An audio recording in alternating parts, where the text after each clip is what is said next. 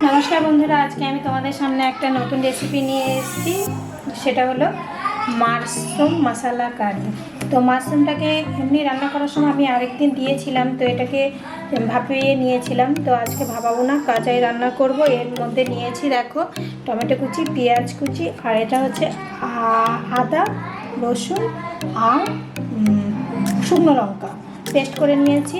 এবার আমি কড়াই চাপিয়েছি, কড়াইতে তেলটাও গরম হয়ে গেছে। এবার আমি এর মধ্যে পেঁয়াজ কুচিগুলো দিয়ে দেব।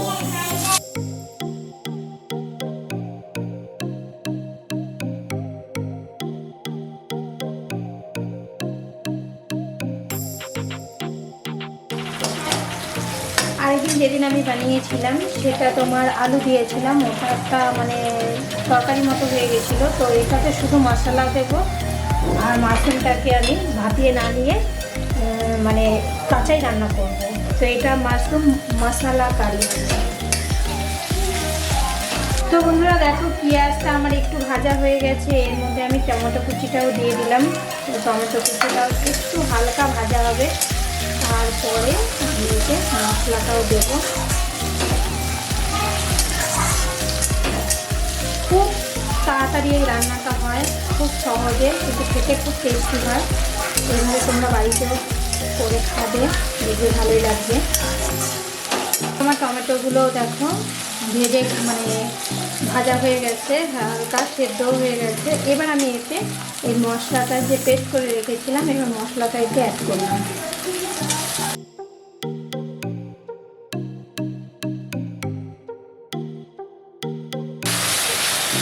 মশলাটা দেওয়ার পরে এবার আমি এতে দেব, দেখো মশলার আনিতে আমার সবই মশলা আছে। এবার আমি এতে দেব হলুদ গুঁড়ো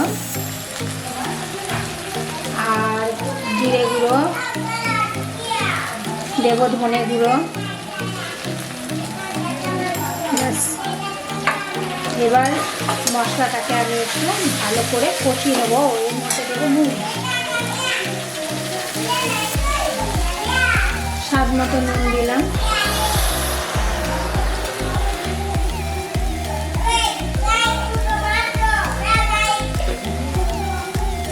এবার আমি মশলাটাকে ভালো করে নেড়ে নেড়ে কষিয়ে নেব।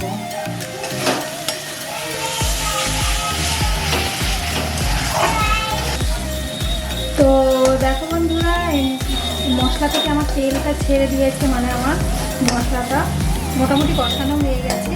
এবার আমি বাকিটা কষাবো মাশরুমটা দেওয়ার পরে। তো এর মধ্যে আমি মাশরুমগুলো দিয়ে দিচ্ছি।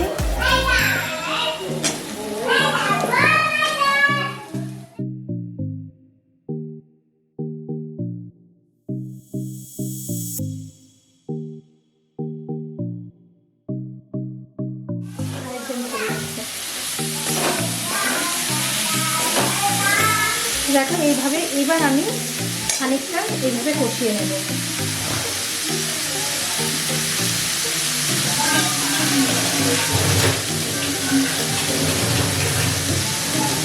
কষানো হয়ে গেছে, এবার এতে আমি সামান্য পরিমাণে একটু জল দিয়ে দেবো।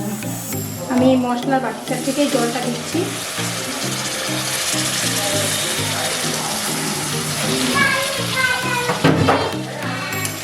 এবার কিছুটা টাইম এটা হতে দেব, তারপরে এটা একটু কেননা ভাপিয়ে নিইনি, তো কষাতে কষাতে সেদ্ধটা হয়ে গেছিলো। মাশরুম মশলা রেডি, দেখতে কত সুন্দর হয়েছে। এবার আমি গ্যাসটা বন্ধ করে আমি নামিয়ে নেব।